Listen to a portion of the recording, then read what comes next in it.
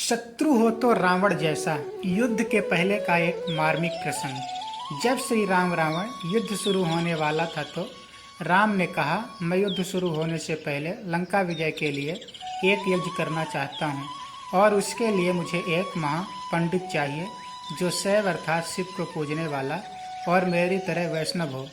तो जामवंत ने कहा, प्रभु, इस युद्धभूमि में ऐसा महापंडित मिलना असंभव है, लेकिन मैं एक ऐसे पंडित को जानता हूँ जो शिव भक्त भी है और आपकी ही तरह वैष्णव भी, लेकिन वो आपका पुरोहित बनेगा नहीं।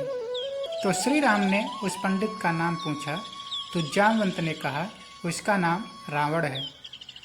थोड़ी देर चुप रहने के बाद श्री राम ने कहा, आप लंका जाइए और रावण से कहिए, क्या वो मेरे पुरोहित बनेंगे? तब जामवंत रावण के पास जाते हैं और कहते हैं, हे महापंडित रावण, मेरे साथ दो लोग हैं जो आपसे यज्ञ करवाना चाहते हैं, क्या आप उनका पुरोहित होना स्वीकार करेंगे? तो रावण ने बिना हाँ ना के कहे पूछा, कहीं आप अयोध्या से निर्वासित राजकुमारों की तो बात नहीं कर रहे हैं? तो जामवंत ने कहा, हाँ। फिर रावण ने एक प्रश्न किया, क्या यज्ञ का उद्देश्य लंका विजय है? तो फिर जामवंत ने कहा, हाँ। इसके बाद भी क्या आप उनके पुरोहित बनेंगे? तो रावण ने कहा, किसी पंडित के दरवाजे पर कोई यज्ञ करने के लिए आमंत्रित करे तो उसे एक पंडित कैसे अस्वीकार कर सकता है? आप उनसे कहिए, मैं उनका पुरोहित बनने को तैयार हूँ। तब रावण ने नवग्रहों को बुलावा और यज्ञ के लिए शुभ मुहूर्त निकालने को कहा और मुहूर्त निकला अगले दिन भोर में 5 बजे का। तब जामवंत ने कहा, लेकिन आप पूजा के लिए सामग्री बता दीजिए। तब रावण ने जवाब दिया, हमारे यजमान तो वनवासी हैं, उनके पास पूजा की कुछ सामग्री कम पड़ जाए तो पुरोहित का कर्तव्य है कि पूरी सामग्री खुद अपने पास से ले जाए।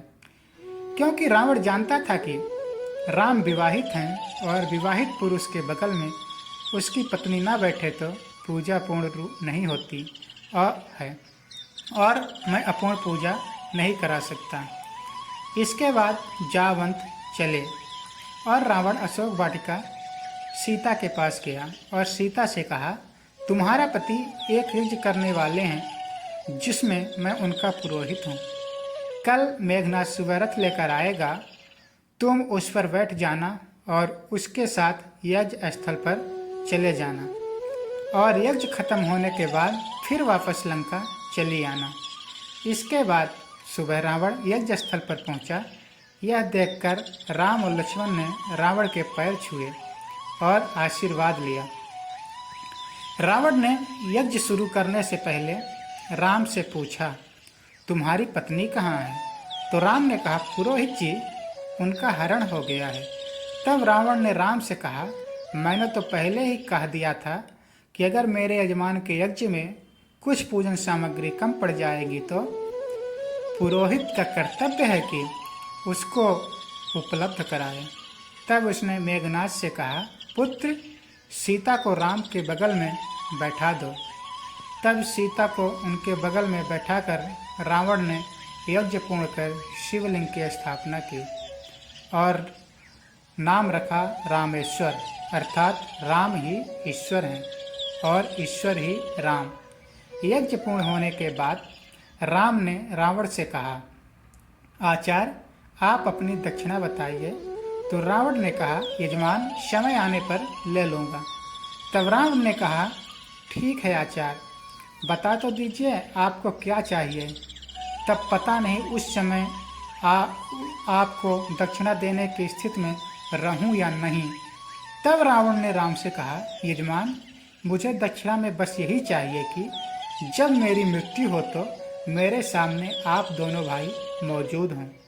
यह सुनकर राम की आंखें भर आई और दोनों भाई रावण का पैर छूते हुए कहा, ऐसा ही होगा आचार्य। इसीलिए हम कहते हैं, राम को तो छोड़ो, हम रावण का भी अपमान सहन नहीं कर सकते। जय श्री राम, जय सनातन, जय हरि नारायण, जय जय श्री राम।